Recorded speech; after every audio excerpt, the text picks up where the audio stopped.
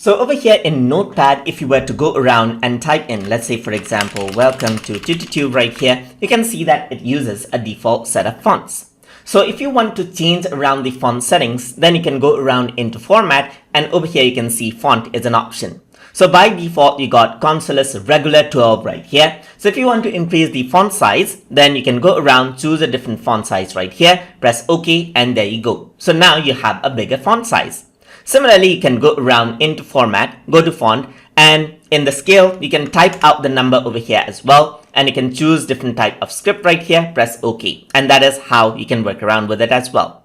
And the fonts, you can change whether the fonts will appear bold right here, bold italics, and you can choose around other sort of fonts like impact over here as well. You can also click on show more fonts, and here you can see more fonts that you can use as well. So you can see that these are different side of fonts. So this is Forte font right here. So let me just go around right here and type in Forte, and there you go. So there's the font right here. You can press OK, and now you can see on my Notepad, you got that font setting right here with that font style applied, just like that.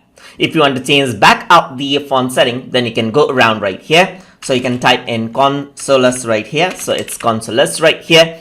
And then I'm going to go to regular 12. Press OK, and now the font is back to default, as you can see. And that is how you can change the font settings inside of Notepad to change the outlook of your fonts that you work with inside of the application. So hope you guys learned something as always. And as always, please like, comment, share, and subscribe.